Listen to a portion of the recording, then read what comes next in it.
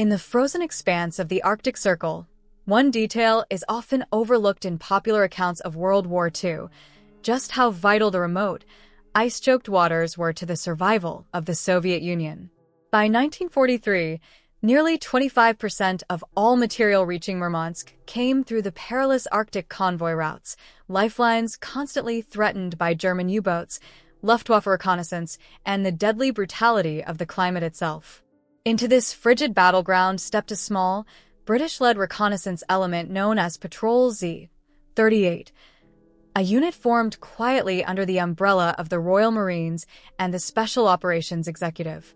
It was a force never intended to be known by the public, comprising fewer than a dozen men, and yet their disappearance would come to stand among the Arctic theater's most enduring mysteries. The men of Z-38 assembled in northern Scotland in early February 1943 within the bleak walls of Camp Dorna. Their mission brief was meticulous but grimly simple: infiltrate the Svalbard region, observe and record German naval traffic, track potential redeployments of Kriegsmarine weather stations, and report any signals intelligence opportunities. In an era when accurate weather data could make or break an entire naval campaign, both the Allies and Axis powers risked elite units to capture or destroy remote meteorological posts. Patrol Z-38 was equipped for stealth rather than confrontation. Lee Enfield No. 4 rifles, a pair of compact wireless set No. 46 radios, a box of coded signal pads, and enough rations to last one Arctic lunar cycle. They departed aboard HMS Fidelity II, a converted trawler with reinforced hull plating, on February 21st. The ship, though modest, carried radar gear and a skeleton escort by way of an armed corvette for the first stretch of the journey. "This one feels different," Lieutenant Andrew Calder, the patrol leader, reportedly remarked in a letter home. "Not dangerous in the way of shells or bullets. More like stepping into a place that is indifferent as to whether we exist at all." His words capture a sentiment shared by many involved in Arctic operations, the sense that the environment itself was an adversary. The ship's passage northward was both monotonous and tense. Every man aboard knew of convoy PQ-17's fate the previous year. Dozens of ships scattered and sunk under relentless German pursuit. Rumors circulated that U-boat wolf packs were concentrating farther north to cut off the next waves of Allied convoys. Patrol Z-38's intelligence task, though narrow, had large implications. Identifying a potential massing of U-boats near Svalbard could prevent another catastrophe. As Fidelity II advanced into latitudes where daylight dwindled into long twilight, the crew began hearing faint Luftwaffe reconnaissance chatter over intercepted frequencies, a sign they were entering contested skies. On February 26th, the patrol sighted the icy outlines of Nordøstlandet. The landing was executed under near-perfect silence, with engines cut and sleds lowered by hand onto drifting slabs of pack ice. The team moved inland, planting their radio antenna just inside a shallow ridge, offering cover from passing aircraft. For the first 48 hours, conditions appeared stable. The men reported calm weather, minimal German presence, and the successful establishment of their observation post. Their initial transmissions described faint U-boat movement farther west and a potential surge of supply vessels docking at German-held stations in the Norwegian Sea. Yet beneath these routine details was a growing sense of unease. The patrol's early messages contained subtle notes, mentions of unexpected echoes on radio frequencies, and an unusual directional change in coded German transmissions. Intelligence officers later speculated these could have been early indicators of Germany's expanding Arctic operations, but at the time, Z-38 lacked context. This uncertainty hung over the unit like heavy fog. Historical records show that by early March, Allied command began prioritizing intelligence from the region. A SHAEF note from March 3rd reads, "Monitor Z-38 transmissions closely. Potential shift in U-boat deployment east of Bear Island." The patrol, meanwhile, was beginning to feel the isolation typical of Arctic missions. Their sentry logs reference nights of prolonged winds, the creaking of distant ice fields, and the far-off hum of aircraft that never quite came into view. One diary entry from Marine Edward Foster reads, "The cold feels alive. It has moods. Today it feels watchful. Then came the storm. As February gave way to March, a violent Arctic weather front swept across Nordøstlandet. Visibility dropped to meters, and temperatures plunged below -30 degrees Celsius. Radio static grew louder than the men's transmissions. The ice around their position shifted so dramatically that the patrol leader ordered a temporary halt to all movement outside the hut. In these conditions, the line between caution and paralysis grew thin. This was the last period in which Patrol Z-38 functioned normally. Their communications became strained, delayed, and then fragmentary. What they observed during these days, what movements, what signals, what shapes on the ice, would form the first threads of the mystery that enveloped them. And as the storm slowly lifted, leaving a dark stillness behind, Allied command waited for a message that would never come. The Arctic had gone silent, and with it, Patrol Z-38. In the remote high latitudes of the Arctic, intelligence was often measured not by clear signals, but by the faintest hints of movement, shadows crossing snowfields, a flicker of radio static, or the sudden presence of footprints where no man was expected to be. After Patrol Z-38 established its post on Nordøstlandet, these small anomalies became increasingly difficult to ignore. March 1943 marked a turning point in the Arctic campaign. Germany had intensified its reliance on far-flung weather stations, and the Allies were desperate to map their exact locations. For Z-38, positioned just miles from suspected enemy activity, the mission quickly shifted from routine observation to a precarious dance of survival. The first days after the storm were physically draining and psychologically taxing. Ice shifts had fractured some of the patrol's sled runners, forcing the men to trek across uneven surfaces with heavy loads. Their shelter, an improvised dug-in hut reinforced with canvas, had to be resecured each morning as the wind peeled at its seams. Yet it was the sky that unsettled them most. Luftwaffe reconnaissance flights, identifiable by the distant hum of engines, passed overhead more frequently. Each flyover sent the men scrambling beneath camouflage nets, waiting in breathless silence for the sound to fade. "They're looking for something," Corporal Neil Hart noted in a message that would later be marked as significant. "Whether it's us or someone else, we can't yet tell." The patrol's work, however, had to continue. Every morning, Lieutenant Calder and 2 scouts hiked to a nearby ridge to observe the fjord. Using binoculars and a compact periscope, they recorded vessel silhouettes and signal flashes through gaps in the ice fog. Their notes, later recovered by Allied analysts, describe consistent German traffic patterns: a Type VIC U-boat surfacing near the mouth of Wallenberg-Forden, sporadic signal lamp communications along the coast, and the faint chug of diesel engines muffled by snow. These details suggested Germany was preparing for larger operations in the Arctic shipping lanes. For the Admiralty, such intelligence would have been invaluable. For Z-38, it meant they were operating perilously close to enemy patrols. Complicating matters, their radio equipment began showing signs of strain. The number 46 wireless, hardy but never designed for extreme cold, crackled unpredictably despite careful insulation. Messages sent on March 7th included gaps, signal warping, and unusual interference, background distortions that operators in Scotland initially attributed to the weather. But as the interference repeated day after day, at nearly identical intervals, doubts emerged. Was it atmospheric? Mechanical? Or, as later analysts would speculate, was German counterintelligence sweeping for Allied frequencies? There were also the tracks. It was Marine Foster and Private Harrington who first spotted them, a single line of impressions cutting across the hard-packed snow near the outer ridge. They weren't the deep prints of boots, nor the wide marks of skis. They were narrow, linear depressions, sled runners, lightly loaded, heading inland. When the men followed the tracks, they found they continued for nearly a mile before vanishing in an exposed stretch where drifting snow had erased the trail. No German unit was known to be operating so far north without motorized transport. No Allied team was positioned anywhere near Z-38's landing zone. The sight raised more questions than answers. If they were Germans, Calder wrote in his field notebook, They were either scouting us or avoiding us. Both possibilities are worrying.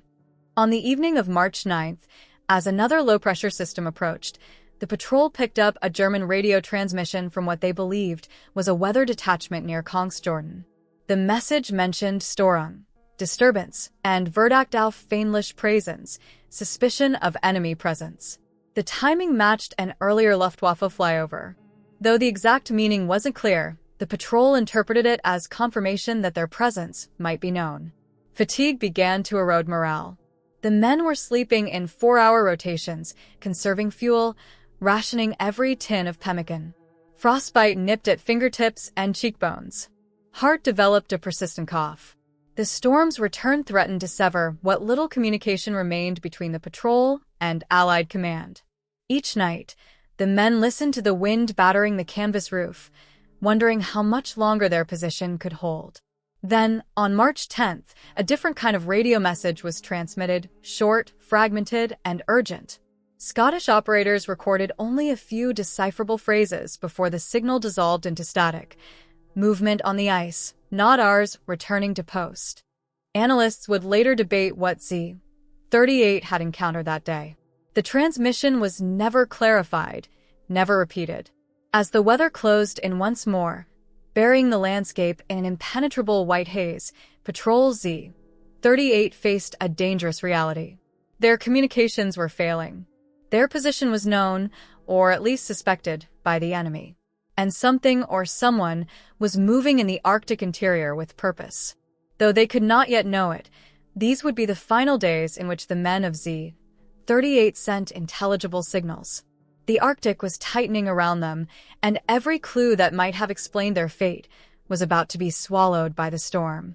In the historical records of World War II Arctic operations, few transmissions are as haunting as the final fragments sent by Patrol Z-38. Logged at 1842 hours on March 12, 1943, the message contained no formal call sign and none of the structured brevity codes typically used by British reconnaissance teams. Instead, operators at WWII monitoring station received only broken phrases, ice moving, tracks inland, and a final, chilling half-sentence. If we, before the line dissolved into static. These words would become the last verifiable contact with the patrol, marking the beginning of one of the Arctic campaign's most perplexing disappearances. To reconstruct the moments leading to this final broadcast, historians rely on the few surviving diary entries, earlier radio logs, and the nature of the region itself. After the strange sled tracks were discovered, the men of Z-38 had grown increasingly alert, convinced they were being shadowed by an unknown party. The storm had battered their hut and forced them into reactive strategies, rotating scouts, doubling radio checks, and rationing food to extend their operational window. But even with these precautions, the psychological toll of watching the ice shift and reform around them was immense. Diaries describe a landscape alive with sound, creaking, splintering, and the deep resonant groans of pressure ridges buckling under their own weight. On March 11th, the storm lessened just enough for Lieutenant Calder to order a limited reconnaissance sweep toward the fjord. Marine Foster and Harrington accompanied him.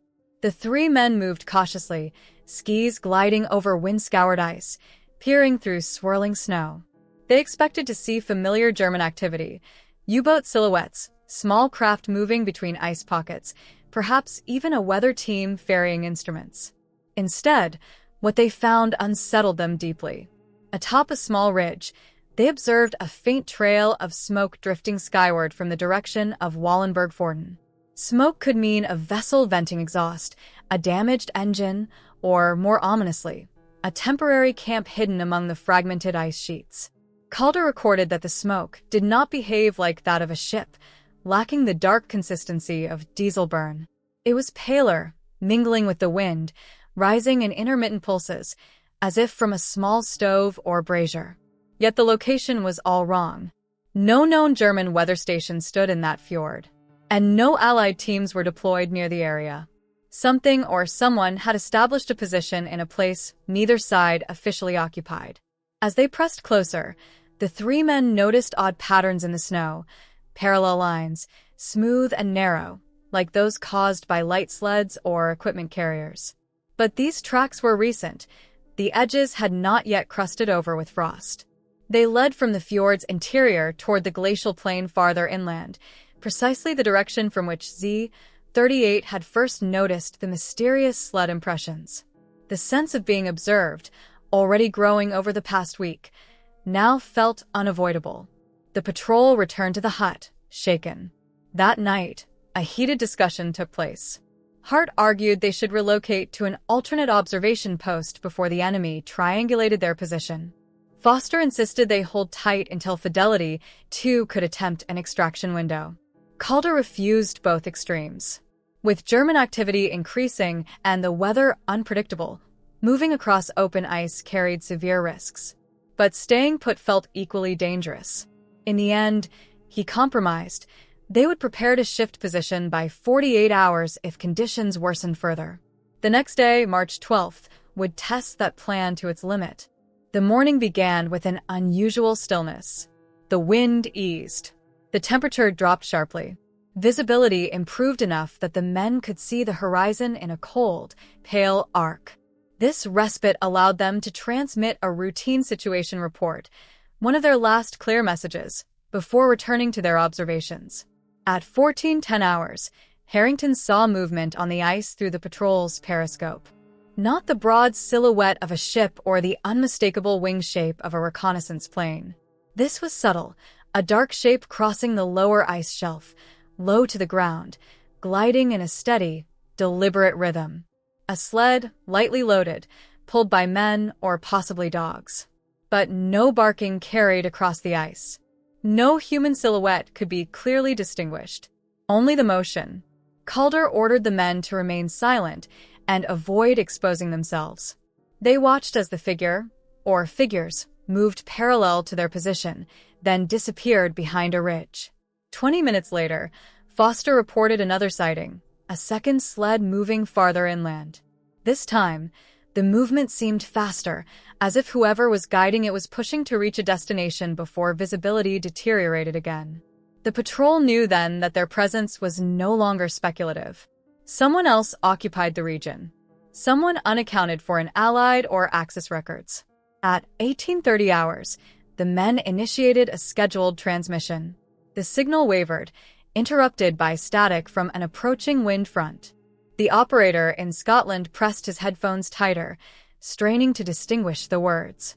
What he heard was urgency, men speaking quickly, stepping over one another's sentences, their voices clipped by fear or cold. Movement on the ice, one said. Not ours, another voice insisted. Then silence. A long, heavy pause. And finally the broken, unfinished line. The final static burst was so intense that operators initially believed their equipment had been damaged. But it wasn't the equipment. It was something else. Something happening far away on Nordøstlandet, at a hut already buckling beneath gathering winds. Within hours, the Arctic storm rolled in once more, obliterating any chance of immediate rescue. Patrol Z-38 had sent its final message into the world. And whatever had approached them across the ice, whether enemy or unknown human presence, was closing in as the darkness thickened. Just before midnight on December 10th, 1941, an urgent message crackled through the communications bunker at Fort Shafter. Unidentified aircraft sighted north of Oahu. Altitude unknown.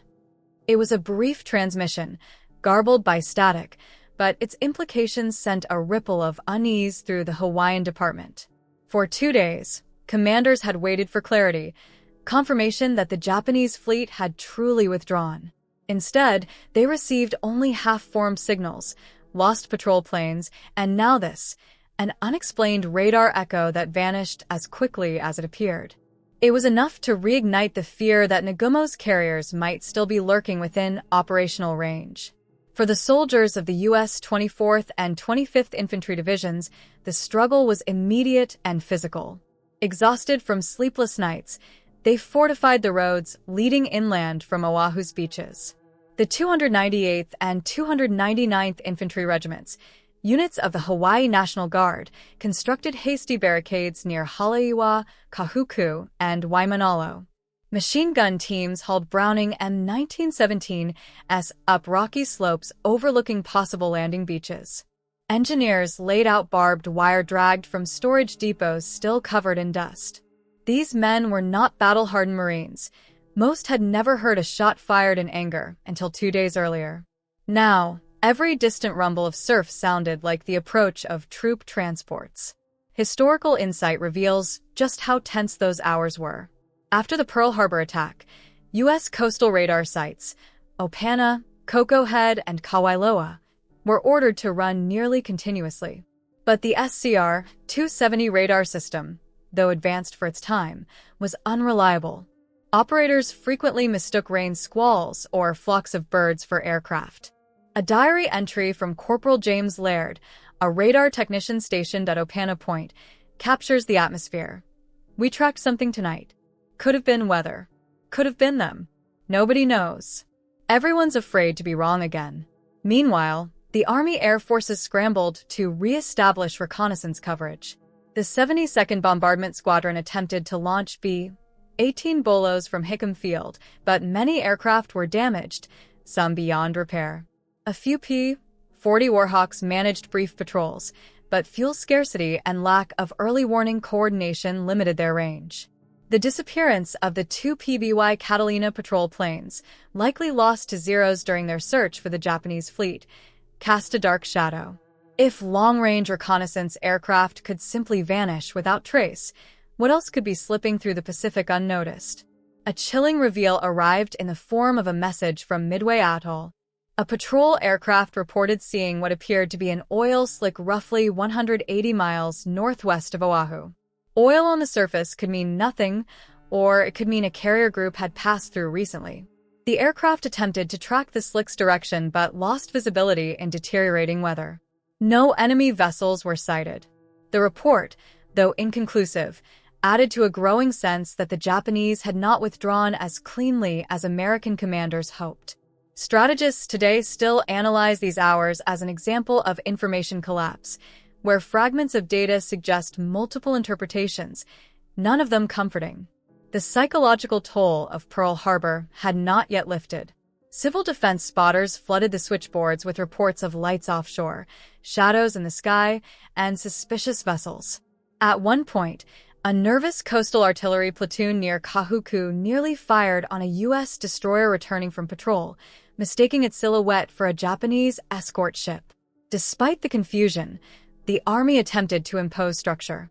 Lieutenant General Walter Short, removed from command but still on Oahu, advised that the northern beaches remained the most likely invasion points.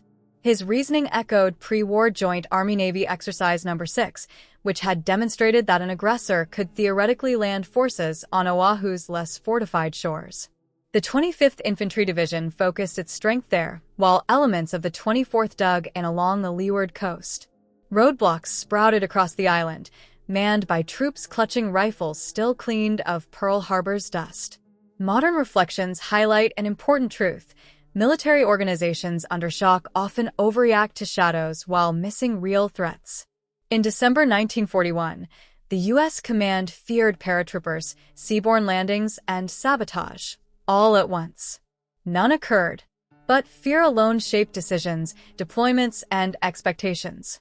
As the afternoon of December 10th faded into night, searchlights swept across Oahu's beaches, triggered by false alarms and nervous sentries. The sea remained quiet. No landing craft approached. No carriers materialized on the horizon. Yet the worries would not fade. Every soldier sensed something unspoken, that the silence itself was its own warning. Fuel tanks at Pearl Harbor still burned. Damaged battleships settled deeper into the mud. Communication centers reported intermittent interference, some of which they could not explain. And across the island, the question filled every bunker and trench. If the Japanese carriers were gone, why did nothing feel like it was over? The answer, military, strategic, and deeply personal for those who lived through it, begins to take shape as we move toward the hypothetical moment planners feared most, a landing on Hawaiian shores. In the years following World War II, Allied intelligence officers often return to the same question when discussing Arctic reconnaissance missions. Why did the Germans invest so heavily in remote, inhospitable outposts stretching from Norway to Greenland? The answer lay in a simple truth: control the weather, and you control the war. Meteorological data gathered in the Arctic could predict storm patterns days before they reached Europe. For the Luftwaffe and Kriegsmarine, this meant planning bombing raids, U-boat deployments, and supply convoy movements with deadly precision. It was within this broader context that the fate of Patrol Z-38 became even more compelling. What if the patrol had stumbled upon something Germany had gone to great lengths to conceal? The first clue arrived not on the ice, but inside a wooden crate recovered during post-war intelligence sweeps in Norway.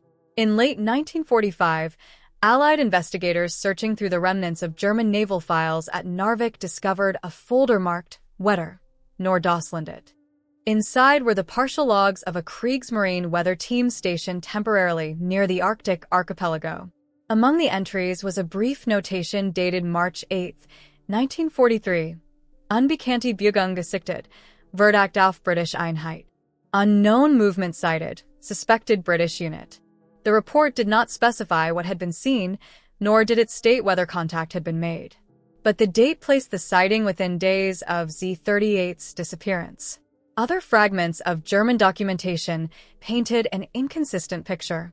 A U-boat log from U-355 mentioned receiving intermittent signals from land-based source, origin unconfirmed. Luftwaffe reconnaissance reports noted irregular snow disturbances on Nordaustlandet's interior, though the wording was vague, perhaps intentionally. And yet, nothing directly referenced an attack, a skirmish, or even confirmed enemy engagement. The Germans knew something, but not everything. These fragmentary records left historians with a perplexing contradiction.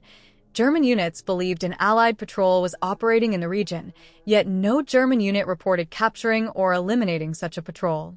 This absence of direct confrontation raised an unsettling possibility that Patrol Z-38 had encountered a German presence that was itself operating unofficially or covertly, perhaps even unknown to neighboring units. During the war, several German weather teams operated semi-autonomously, maintaining radio silence for weeks to avoid detection. Such teams occasionally relocated without reporting their new coordinates. Could Z-38 have crossed paths with one of these silent detachments? Another theory emerged during interviews conducted by the British Ministry of Defense in the late 1940s. A former Kriegsmarine meteorologist stationed near Tromsø recalled rumors of an independent survey party working far north of authorized positions.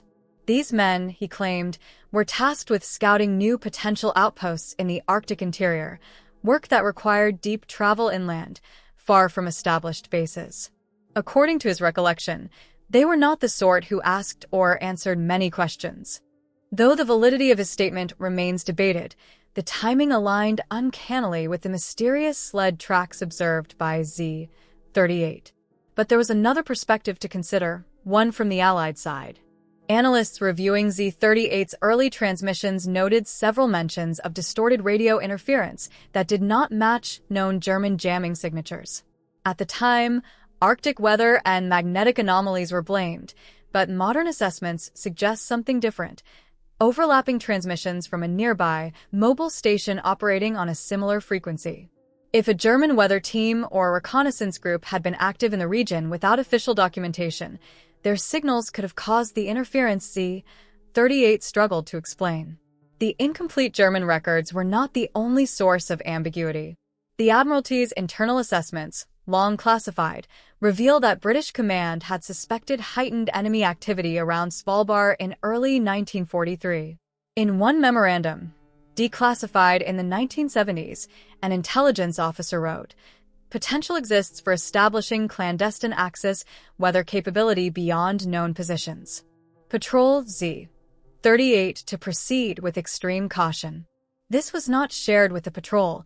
It was, however, shared with Fidelity II's captain. The ship's attempts to retrieve the patrol were delayed multiple times due to reported U-boat Wolfpack concentrations later confirmed by German naval logs.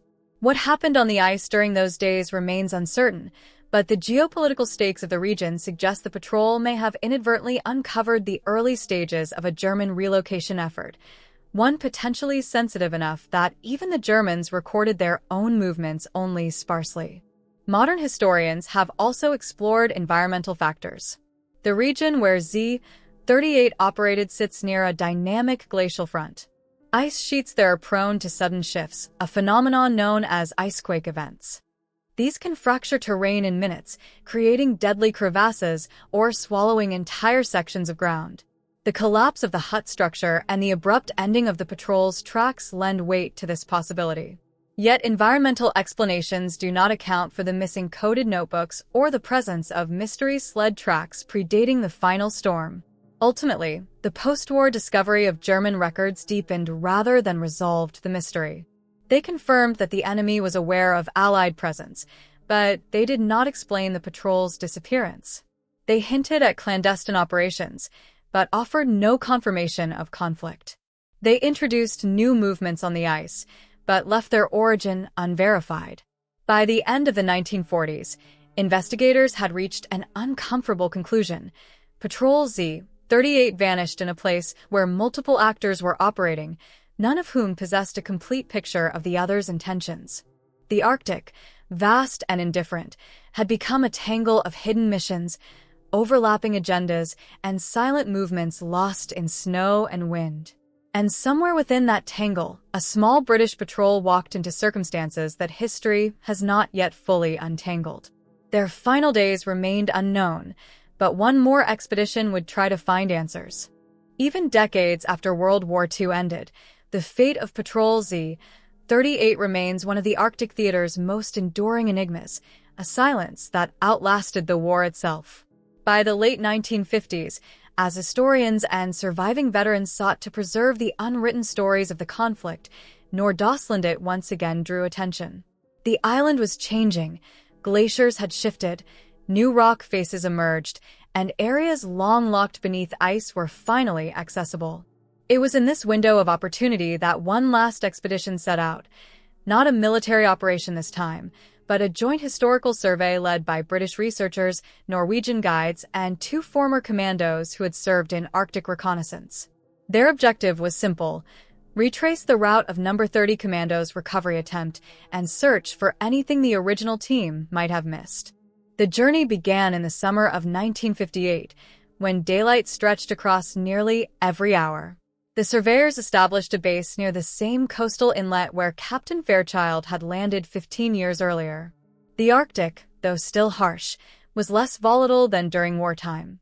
Equipment was lighter, aircraft support more reliable, and environmental understanding far more advanced. Yet the sense of unease described in wartime diaries still lingered, a quiet tension, as if the ice itself guarded secrets. Within the first week, the team uncovered something unexpected: a rusted ration tin of British manufacture, largely intact, half buried in permafrost. The marking, packed 1942, matched the supply batches sent with Z-38. Not far from it lay the remains of a cracked enamel mug and fragments of canvas consistent with British military kit.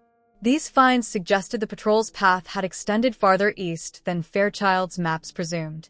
The team documented the discoveries meticulously, photographing and mapping each item, but they offered no breakthrough, just the confirmation that Z-38 had moved under urgent conditions. The second week brought the most significant clue. A Norwegian glaciologist, Dr. Anders Viken, studying ice layers near the ridge above the former hut site, noticed an anomaly: a band of compacted ice and debris inconsistent with natural movement. Embedded within the layer was a metallic object, small, rectangular, and corroded. Once freed from the ice, it proved to be the remains of a portable signal battery issued to British reconnaissance units in 1943. The battery's location, several hundred meters from the hut, suggested it had been dropped or torn from a sled during fast movement, possibly while retreating. Nearby, faint depressions in the ground hinted at human passage long ago, now softened into near unrecognizable shapes by time. These findings reignited interest among the researchers. Could the final movements of the patrol be reconstructed after all? The team expanded their search outward in a broad arc, focusing on elevation changes and ice patterns from the period. As they climbed higher into the glacial interior, they reached a plateau where the wind carved long, sinuous channels across the surface. It was there, on the 17th day of the expedition, that one of the former commandos spotted something remarkable, a sliver of wood protruding from an icy ridge. It was the broken shaft of a British issue ski. The wood was weathered but unmistakable, its grain pattern matching the lightweight skis distributed to clandestine Arctic units. The position of the fragment indicated violent pressure, perhaps a fall, a sudden shift, or an attempt to break on unstable ice.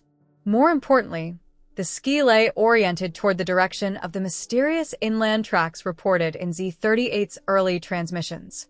For the first time, a geographic pattern was emerging.